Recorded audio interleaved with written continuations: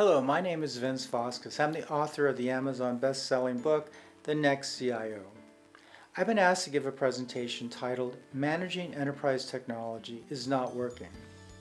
Now, I will tell you that that's actually not the title of the presentation I'm going to give, but I'll get to that in a moment. Let me first offer a disclaimer. The agenda says I'm a technology futurist. I don't really think that to be true. I think I'm probably more a relatively good listener, although my wife might beg to differ on that one. Essentially, before writing The Next CIO, I interviewed 12 CIOs plus 2 VPs of IT, all really seasoned professionals, and asked them what they thought were the foundational challenges that the current CIOs face and what solution they thought the next CIO needed to address these challenges. And so, I'd say I'm more of a storyteller than a technology futurist. And our story begins with the obvious observation. Automation is happening everywhere, right? From self-driving cars to smart factories to self-driving mining equipment. We all know the story. Automation helps reduce the risk of fat-fingered human errors while helping make employees more productive, allowing them to spend their limited time on more strategic initiatives versus dealing with tedious manual tasks and the inevitable rework. Automation helps you with compliance because you have computers create your audit trails for you. Plus, you get more data about your processes to better inform decision making. Also, manual processes don't scale as you grow, versus with automation, scaling is much easier. And so, as I interviewed the dozen CIOs, they told me a foundational challenge that IT faces are all those manual processes that still operate within IT.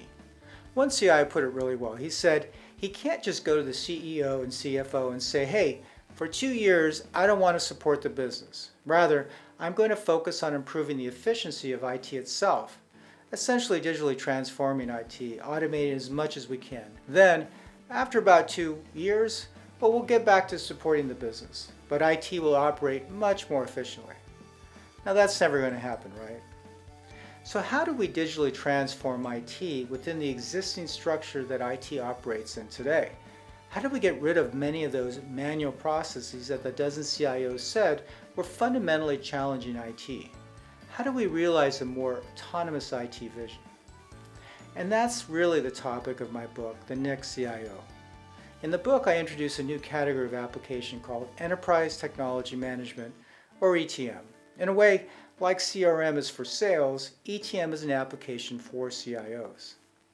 I published the book a year ago, and I'm excited to share that there's at least one ETM application now in the market from a company called Amitsa. And I'm really excited to share there is considerable momentum in customers adopting ETM. But before I can even talk about ETM, we must address the big fat elephant in the room, and that's really the title of my presentation. And that is, Managing Enterprise Technology Sucks, right? Who agrees with that statement? Yeah, a lot of hands raised. So to start, I'm going to preach to the choir and share 6 reasons why I think today managing enterprise technology sucks.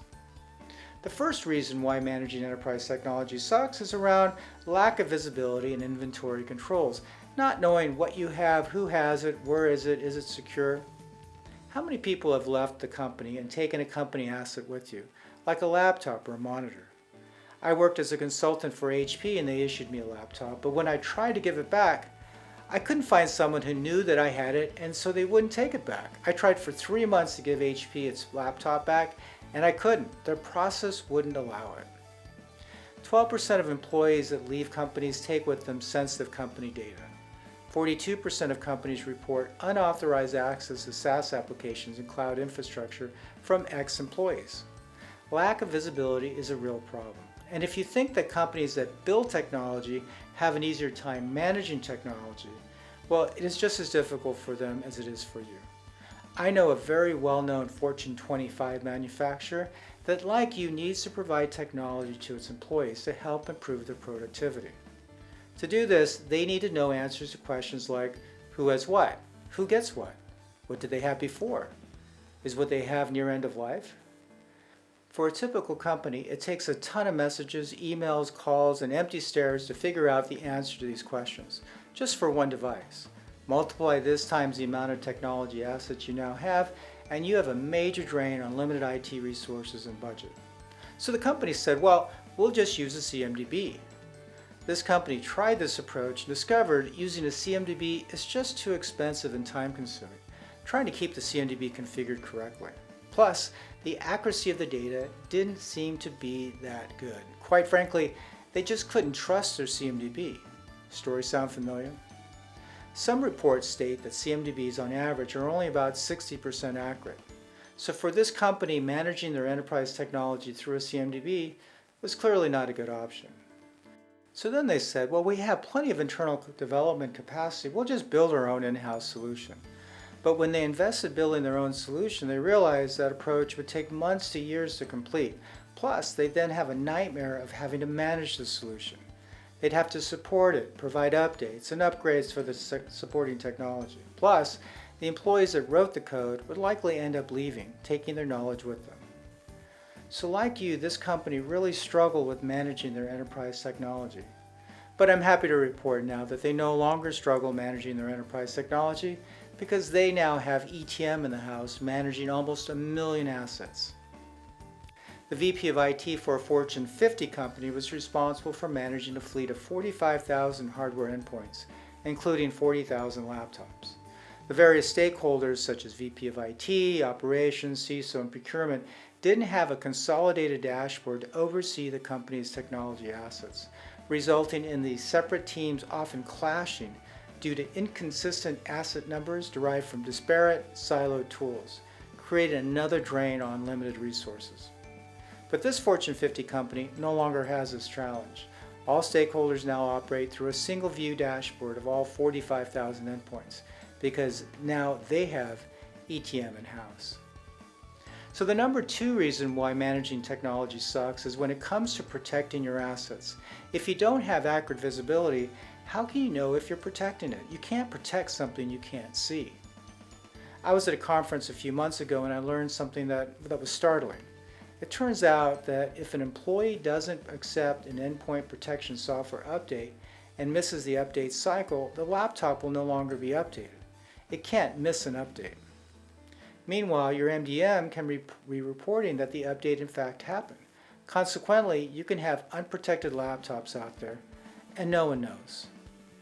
An over $5 billion in revenue healthcare company had a Glassdoor page with a great tip from a few former employees to anyone who was looking to work at the company.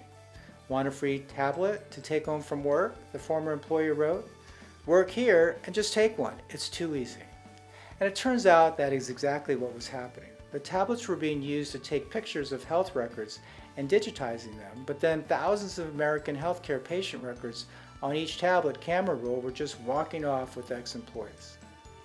But this healthcare company no longer has this issue as they have ETM in-house. At this $2 billion fitness equipment company, the company's CrowdStrike data was managed by a security team rather than IT, and communications between these two groups was challenging, severely slowing down any security response. But they no longer have this challenge as they have ETM in-house, and so the IT and security teams see a single view of their technology assets.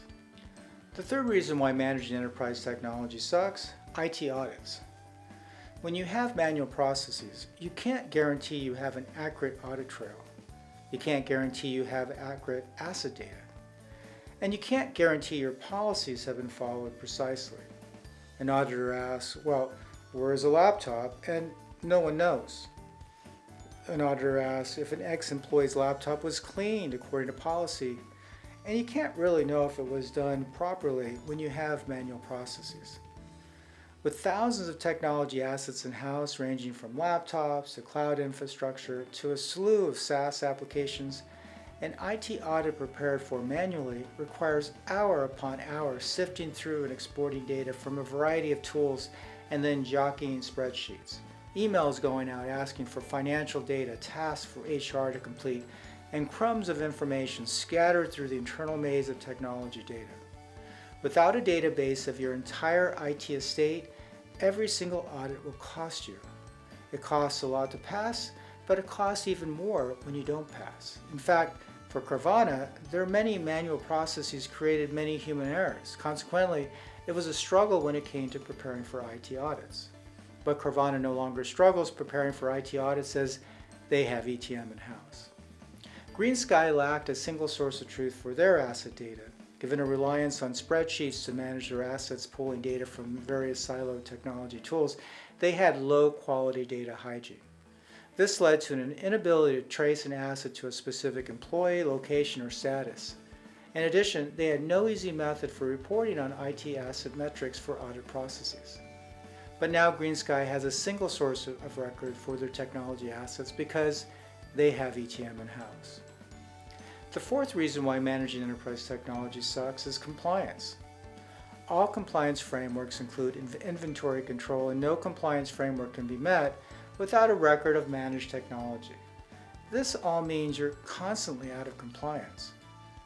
A leading accounting software company needed help passing ISO 27001 compliance audits, where they were asked questions around how they manage their assets, how they know which assets are assigned to which user at any given time, and specifically what notifications and actions are taken when a user leaves. They just couldn't answer these questions very easily. But now they can because they have ETM in-house. Take FactSet. One compliance standard that international organizations like FactSet face is the dreaded Special Economic Zones, a government-imposed requirement for companies doing business in those special areas of international jurisdiction where the purchase, delivery, and finances are constantly investigated. When and where was the technology purchased? Where is it now? Has the owner of this technology accessed it from abroad? Do you have the receipt? How about the serial number? FactSet struggled answering these questions. But FactSet no longer struggles meeting this compliance requirement as they have ETM in-house. The fifth reason why managing enterprise technology sucks is it leads to an inefficient spend of limited IT budget. Manual processes and inevitable rework are more expensive than letting computers complete a bulk of the task. At Carvana, they had a 50% recovery rate of laptops for off-board employees, which was costing them an additional $600,000 a year replacing the laptops for new employees. Now the recovery rate is 98%, and they haven't had to spend money replacing ex-employee laptops in months because they have ETM in-house. A city government has a relatively small IT team supporting almost 2,000 active users and over 3,000 devices. The city's IT team was tracking assets through spreadsheet and exporting data from siloed management tools. This was taking on average around 30 hours a week of their very limited IT resources, essentially working through spreadsheets. And now with ETM in-house, they receive back an almost full-time employee to focus more on strategic initiatives. So why does managing enterprise technology suck so much? This leads me to what I think is the sixth reason why managing enterprise technology sucks, and that is spending time performing manual tasks diminishes IT employee experiences. If you spend several tens of thousands of dollars getting a degree to get a job in IT, would you want to spend a majority of your time answering tickets and managing spreadsheets? Asked differently, why did the dozen CIOs focus on manual processes as a key challenge for the current CIO? After all, IT has had manual processes from the beginning. What's changed? The first driver for change is the explosion in technology. In the last decade, the amount of cloud infrastructure, SaaS applications, and mobile technologies that IT must support have exploded. So much more than a few decades ago when we operated in the much more static client-server era. There's just a lot of stuff to manage now. The second driver are the siloed tools. Every department has their own management tools. The network folks have their tools, the security folks have their tools. Consequently, processes that span these management tools, like employee offboarding, require a lot of inefficient console surfing to manually retrieve data. This also leads to inaccurate data, as management tools will report different data on the same asset, for instance leading to endpoints left unprotected and vulnerable to cyber attack. But if you have a process that spans these tools, like employee offboarding, now you have to extract data manually to inform the process, or you have to run IT projects to build custom code and stitch something together. And that gets expensive not only in building the custom solution, but also supporting it going forward, as the Fortune 25 ETM customer discovered. Third, for the most part, IT processes are either undefined, meaning they're implemented through tribal knowledge, or performed manually. And if the process is defined, it's defined in a 100-page PDF file written by a compliance officer filled with policies that aren't followed precisely and are difficult to audit. So clicking in on the siloed management tools, what do I mean by that? On the left, you look at the technology assets IT has to manage, such as endpoints, applications, infrastructure, networking, accessories. And then on the top to left, you have the asset lifecycle, from purchase and deploy to secure, monitor, and maintain. Within these two axes, you essentially have a matrix of technology tools. Of course, these tools don't fit precisely into each box, but this somewhat approximates that IT has all these point tools helping various teams manage various assets across the entire asset lifecycle. Spoiler alert, when I talk about the ETM architecture, ETM basically sits on top of all these siloed tools. And by doing that, through REST APIs, ETM can discover all the data about these tools, aggregate this data, normalize the data, enrich it. For instance, filling in warranty data when necessary. So why did the dozen CIOs tell me the current solutions don't work well in addressing the challenge born from the explosion in technology, siloed tools, and manual processes? Well, you first would look at traditional IT asset management, right? But traditional ITAM really focuses more on counting assets. But if you're dealing with an issue like the endpoint protection has not been updated on a variety of employee laptops, but the MDM is reporting that the updates did happen, then you need more than asset counting to discover this vulnerability and remediate it. Also, given traditional ITAM for the most part doesn't include automation, well, you end up spawning a lot of tickets. Offboarding one employee leveraging traditional ITAM might lead to over 20 tickets. Our objective should be to use automation to replace tickets with computers as much as possible.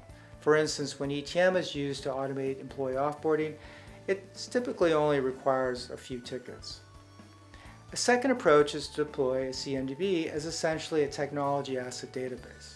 This approach can be a real challenge. Why? Well, the CMDB was designed decades ago in the more static client-server era. As mentioned, the modern enterprise has a much more dynamic technology landscape to manage. Plus, the CMDB was not designed to be a single source of truth for technology assets. A CMDB was designed to track interdependencies between assets.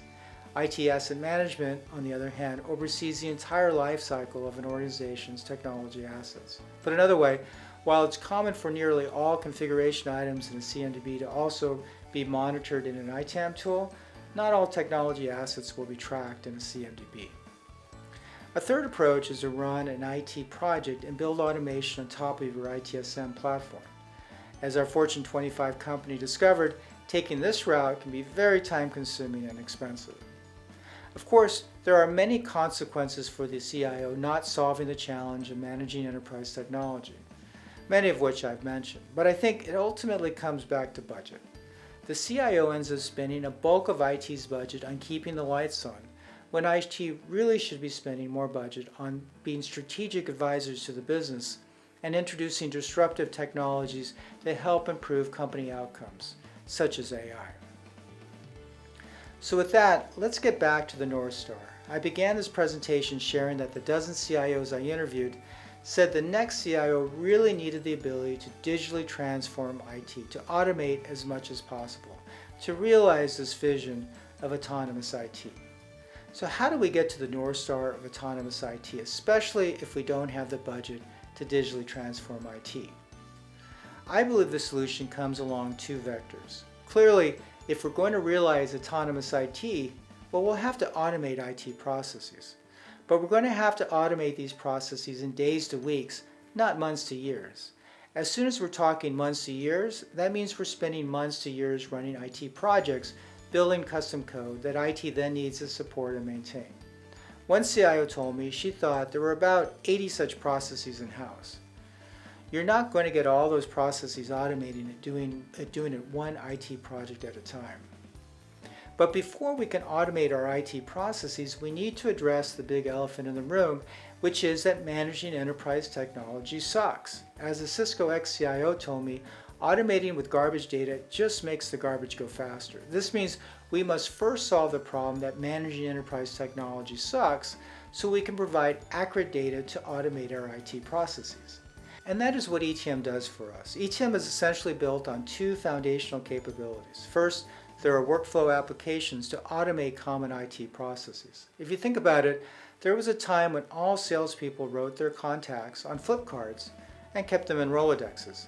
And then some smart people realized, well, they could write software to help salespeople be more efficient and automate some of their sales processes. And the CRM category was born. ETM has taken a similar approach to automating common IT processes because if you think about it, there are several processes common to all IT organizations, such as employee offboarding. All companies must have an employee offboarding process. It's ridiculous that every company stitches together its own custom offboarding process. It just doesn't make sense. Why aren't smart people creating applications that automate common IT processes? And that's what ETM workflow applications are, providing standardized pre-configured workflows to automate common IT processes in days to weeks, not months to years. The second part of an ETM application is what I'd call modern technology asset management, going beyond traditional ITAM capabilities, essentially making it much easier to accurately manage your entire enterprise technology estate. So what does an ETM application architecture look like to help us realize the vision of autonomous IT? We begin with the workflow applications. These are the pre-packaged workflow applications like employee onboarding and offboarding, SaaS license management, and IT audit readiness. Workflow applications then run on top of the modern technology asset management capabilities. For instance, you need a workflow designer because everyone's process is different. They may have similar steps, but the processes will be different. So you'll need a low-code, no-code, drag-and-drop user interface to configure those applications to your specific process. And of course, you'll need business intelligence capability to provide reporting and notifications. And then you'll have connectors. Connectors are integrations into your siloed tools built and supported by the ETM vendor. Remember, the ETM application sits on top of the siloed tools. The ETM application can't have its own agents. As soon as it has its own agents, well, it becomes an IT project to deploy.